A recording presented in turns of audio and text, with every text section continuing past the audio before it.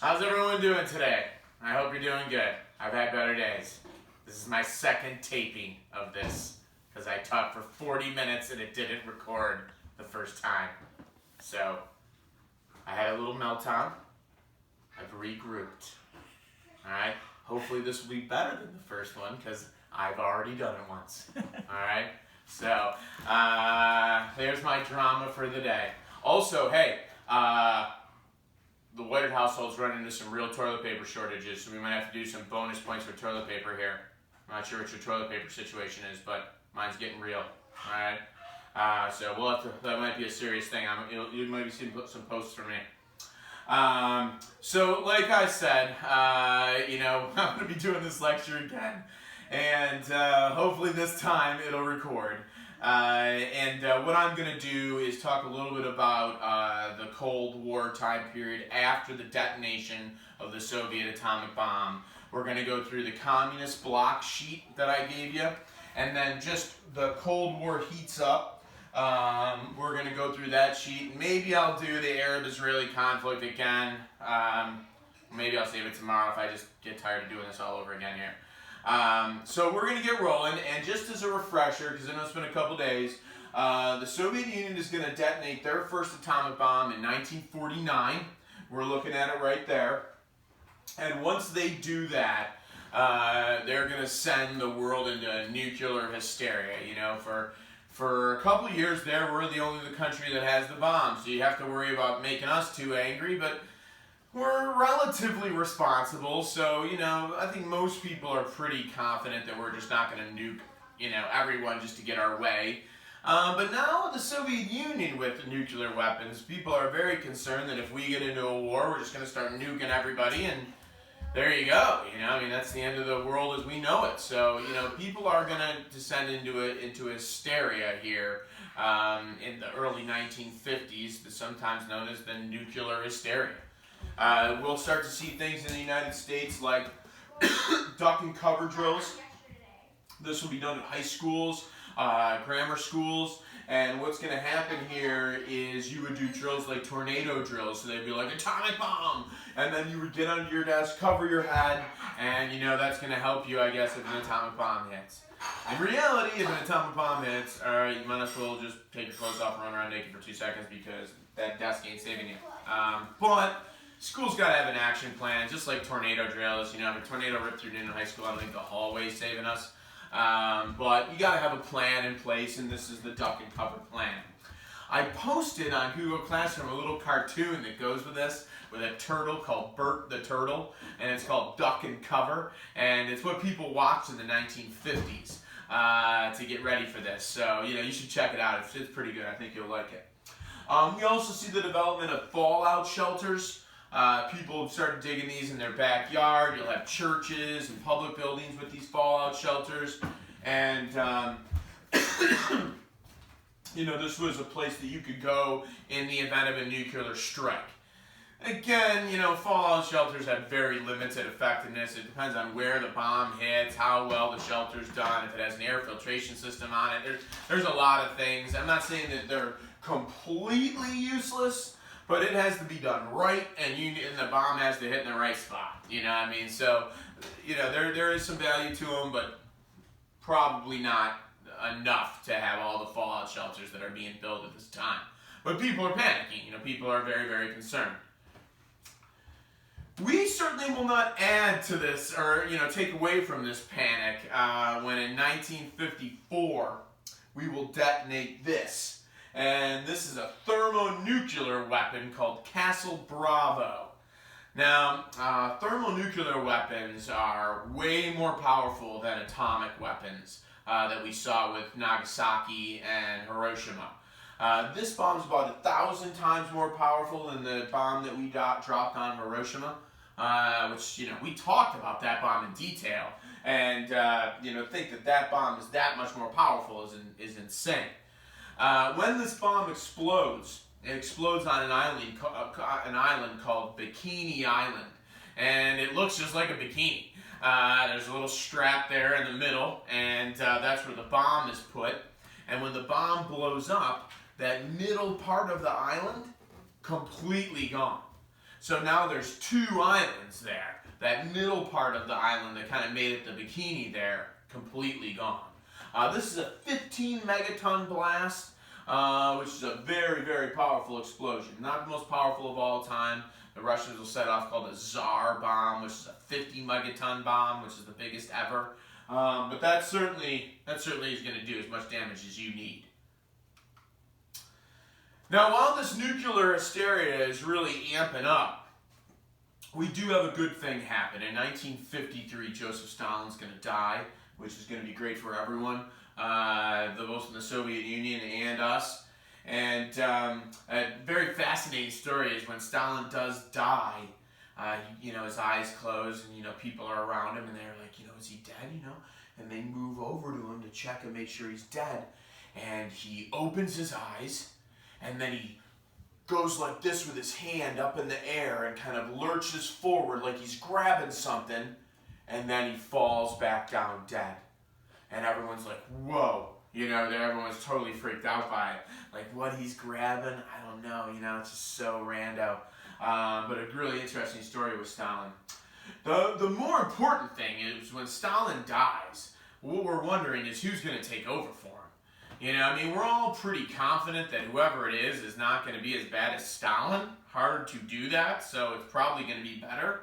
But who it's going to be is difficult because Stalin wipes out anyone that shows any kind of potential in his government. Who's going to be the successor was really hard to tell at that time. Now, the guy that's going to end up pulling this off here is this guy right here. His name is Nikita Khrushchev.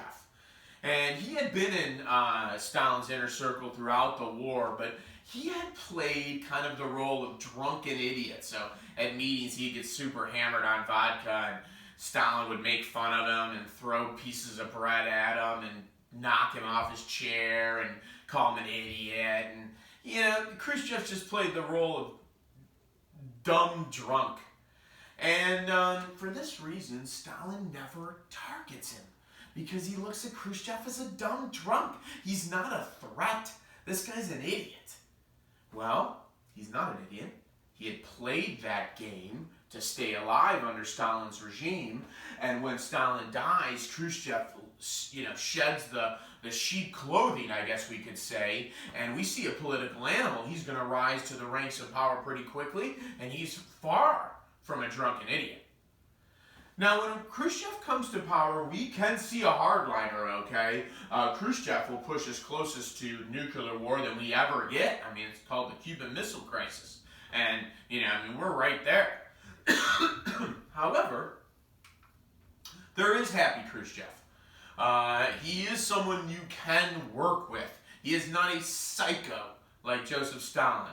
So, you can negotiate with Nikita Khrushchev, and from time to time, some very important policies will be, resolved with Nikita Khrushchev. So in that regard, he is good, but he's not an easy person to deal with. I don't want you to think that, but he's certainly better than Stalin. Now, when Khrushchev comes into power, he has a plan for the new domestic situation in Russia. And that is that the Russians have been spending way too much time and money on defense and industrialization, and the farmer has been taking the brunt of it. So he's talking about a shift to a more agricultural situation to support the farmer, make sure they have enough money, make sure they're producing enough food to feed themselves, and kind of refocus on the Russian peasant and making sure that they had got enough to get through their day, which Stalin was not paying any attention to at all. Those people just died. So Khrushchev wants to focus on taking care of the people a little bit more, who have really been hurt by the war and now this new Cold War with the United States. Another brilliant thing that Khrushchev is going to do is, in the defense game with the United States, it's going to be impossible for Khrushchev to keep up with us. First off, we talked about the difference between capitalism and communism. I think there's some merits to both, but as far as on an economic platform, communism cannot compete with capitalism. It cannot generate the money. Greed is greed, but it creates a lot of money. And as far as how much the Soviet can throw into like a nuclear arms project compared to how much we can throw into a nuclear arms project is not comparable. So not only are they starting behind, they don't have the money to throw in to a situation like that. Now, because of this, Stalin decides that he is going to open up, Khrushchev. Ladies, can we close the door up there? Thank you. I apologize for that, lost my train of thought there. Khrushchev is going to start a second front. And instead of focusing on defense weapons, he's going to focus on a space race.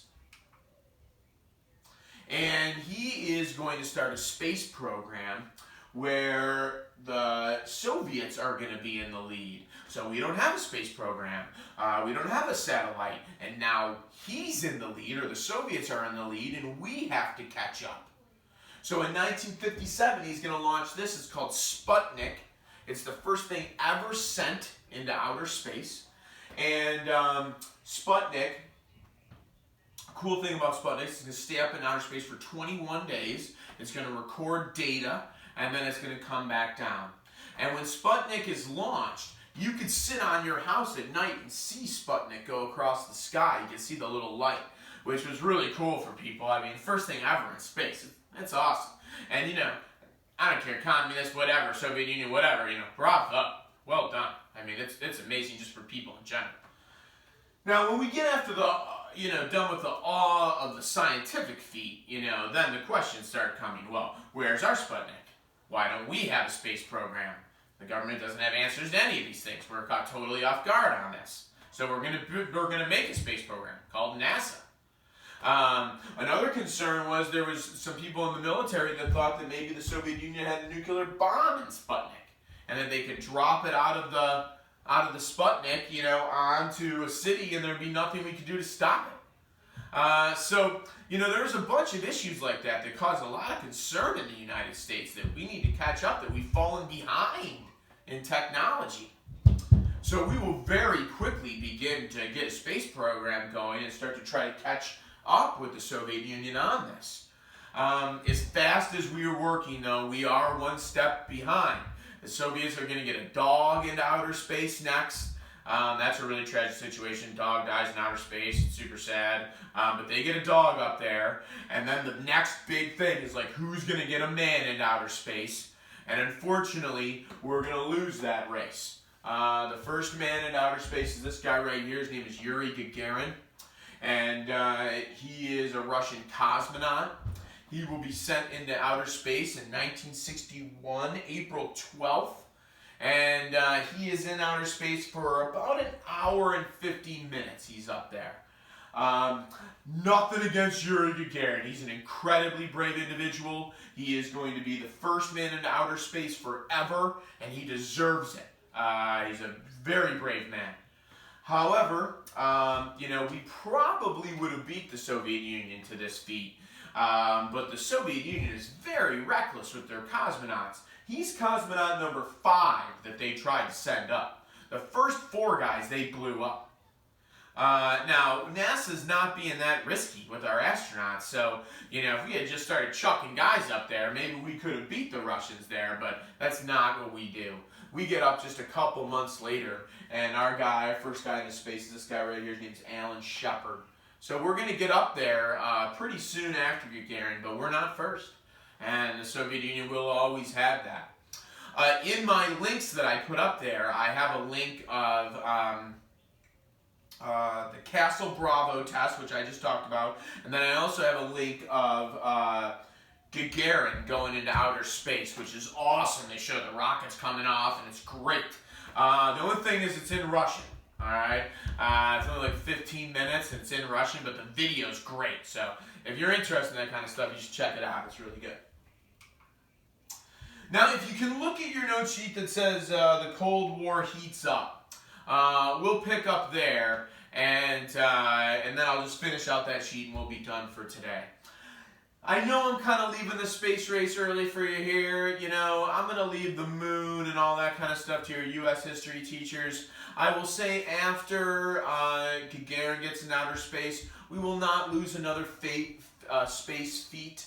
Well, the first guy to walk in space, that's Ed White. And then we'll also obviously be the first and only country so far to land on the moon. So from the first man into space on, we will take the lead. But as far as the first man goes, the Soviets do get that. Now, leaving the space front, you know, where it says Cold War heats up there, I want to talk a little bit about some things cooling down, actually, to begin with. And that is in the Soviet Union, with the leadership of Khrushchev. We're seeing some more freedoms than we saw with Stalin. And we're seeing some literature published at this time that would never be allowed under Joseph Stalin. Our first one is this one right here called Dr. Zhivago. This is a book about the 1917 revolution under Lenin. And Zhivago is a doctor in the revolution, and he's a super hardcore communist, and this is going to be great, and communism is going to change the world. And as the book goes on and communism begins to implement itself in Russia, Dr. Zhivago becomes disheartened that communism isn't what he thought it was going to be, and it didn't play out the way that it had been promised. And some of that has to do with Lenin, some of it has to do with other people, but you know, he's very disheartened at what has happened to communism. So that's the book, and you know, again, there's no way Joseph Stalin, if you wrote that book under Stalin's regime, you're dead. Here's another one which absolutely would not have been permitted. One Day in the Life of Ivan Denisovich, where this is a day in a gulag, which, again, there's no way that Stalin would allow that to come out, a day in a gulag. That could never happen. So, you know, this is another book that comes out that Khrushchev's going to allow, where Stalin would have, you know, oppressed that as much as he could. Staying with Khrushchev, at the 20th Congress of the Communist Party, Khrushchev is going to give what's known as the secret speech of 1956.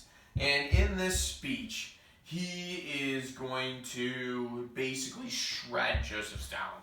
He just says Joseph Stalin's a monster. What he did for this country is absolutely horrible. We need to forget him, forget his memory, and move on. It's sometimes called de-Stalinization, where Khrushchev wants to remove Stalin and his ideas from society. This is pretty shocking. Even though Stalin's been dead for a while, he was such a force and he was so feared that even when Khrushchev says this years after Stalin dies, there's people in the crowd kind of cringing, you know, like, oh my God, I can't believe he's saying this about Stalin, because people have been so scared for so long. And Khrushchev's just coming out saying, like, this dude's an animal. Like, we cannot celebrate this guy anymore. We got to move on. He will open up all the gulags, free all the people in the gulags. And then, you know, with his gross plan, which it says there for you, this is his effort to improve the standing of the Russian individual, both at the farming and the industrial end, and take some money out of defense and put it into helping out the everyday people on the domestic front. So that's the gross plan. There's him giving the secret speech. Alright, so let's just finish out with this Arab Israeli. I'll just do it again here. We'll just finish it out. We're going to talk about the creation of Israel today, and the creation of Israel is going to begin with what is known as the Balfour Declaration of 1917. If you remember when we finished out World War I talked about the mandate systems in the Middle East, and I said, you know, most of these you don't need to worry about, but Palestine you need to know, and that's because it's controlled by the British. I said this will come up. All right, well, here we go. In 1917, the British basically suggest that they would not be against the idea of a Jewish homeland in what is Palestine. That this is something they would entertain. They're not saying they're going to do it. They're not putting a timetable on it. They're saying we'll consider it. For a lot of Jewish Zionists, you know, people that wanted a homeland for Jews, this is very exciting, You know, the thought of having a Jewish state, and then not only a Jewish state, but to be able to go back to the land that God promised Moses. I mean, this was a big moment. Now, it's a lot of word service. So, you know, once the war ends, you know, we get into the 20s and 30s, we see nothing. Then we get into World War II, nothing happening there. Then World War II comes to an end, and the full brunt of the Holocaust becomes apparent to everybody. And, you know, although Germany and her allies have to take the full brunt of that atrocity that's committed on the Jewish people and other, you know, other groups, you know, in the Holocaust as well, we are not guiltless. You know, I mean, the French, the English, Americans, we look at it and go, well, we could have helped, and we didn't. And everyone feels guilty. And the idea is that something has to be done for the international Jews, and it can't be like our bad. You know, that can't be it. So the thought was to change this British mandate of Palestine into a Jewish state that are controlled by Jews, and that there would be a Jewish homeland. And this is known as the UN resolution in 1947, that a Jewish state will be set up for Jews to go and live and be free of persecution, hopefully. Now, it's actually a beautiful idea. If you think about it, if anyone deserves it, it's the Jews. The problem is, it would be a beautiful idea if Palestine was, you know, a barren piece of land. But that's not the case. You have people living in Palestine. They're called Palestinians. They're Muslim. And, you know, they have controlled this land for hundreds of years. And now these Jews are coming in saying like, hey, listen, we're going to be splitting this country now. We're going to be taking the beige, you're going to be taking the gray, and, you know, this will work out great. We'll get along, and, you know, this will be good. Well, if you're Jews, it sounds great. You went from having no country to having a country, and it's awesome. If you're Palestinian, this stinks. You know, like, you know, you're taking half of our country and giving it to these Jewish people, and now we got to, like, live with them and work with them. And, you know, for Palestinians, they don't like it at all. Now, one of the big issues was Jerusalem here in the white. They decided to leave that neutral because giving that to either side would be just crazy. So that's an independent, free city at this point. Now, as this starts to pick up steam, a lot of Arabic countries are not happy with this. And a movement begins called Pan-Arabism, which is, you know, go Arabs, Middle East for Middle East, baby. You know, and certainly the main group that they're reacting against is us. And, you know, the thought is that the West and America comes in, pushes us around, and takes our oil and exploits our people. And, you know, we're not going to get pushed around anymore by these Americans and British and French. And this Jewish situation seems as another perfect example of this happening. So the thought is that they're not going to let it happen. And, you know, shortly after Israel is created as a state in 1948, the Palestinians and Arabic allies of Egypt and Syria and Jordan and Lebanon, and I even believe Iraq's involved in this, will declare war on Israel. It's called the First Arab-Israeli Conflict. So as soon as they're created as a state, there's a war. And they're getting attacked from all different sides here. Yeah, Iraq is involved. Good, I thought I had that on there. So they're getting attacked from every side here. Now, immediately, Jews start asking for Western help. However, we're spread pretty thin. We got the commies trying to take Eastern Europe. We already got things working, you know, against us in Korea, so we're watching that pretty closely. And we tell the Israelites, like, listen, we cannot be dropping American soldiers in the Middle East. Like, we're spread thin enough. But here's what we can do for you. Here's a machine gun. Here's a rocket launcher. You know, here's the keys to a new tank. You know, we're going to basically give them every weapon we have except for the atomic bomb. And, you know, say, best of luck. You know, now these are a lot of Holocaust survivors here. You know, just a couple years ago, someone was trying to eliminate them completely. And, you know, one could look at it like that's about to happen again, except now you're aware of what's about to happen and you're given weapons. So you know, I don't mean to sound offensive here, but you're dealing with some angry Jews here that have been fully armed to the teeth. And they're going to fight like animals. And they're going to push these Arabic armies back and they're going to win the war. Now, when they win the war, not only will they take more land from the Palestinians, they will also take control of Jerusalem as well, which the Palestinians are super PO'd about. But if you lose a war, you lose stuff when you lose a war. So the victor goes the spoils. And as much as I can sympathize with the Palestinian situation there, you did lose the war, and typically the winner takes stuff, and that's what happens here. Now, we'll spend some more time with this tomorrow, and we'll talk about the Middle Eastern reaction to this tomorrow, but I think it's important that you need to understand that not only does the Middle Eastern world hate Israel because of what happened here, they hate the United States too, because they know where the guns came from and where the bombs came from, and they are going to associate us with Israel, and this is going to be the root of a lot of problems we have today in Israel. So that's all I have for you today. If I went through that fast, I do apologize. This is the second time I taught it, so I may have moved through it a little quickly. Hopefully tomorrow will be a little bit better for you. But thanks for sticking with me, and have a good one.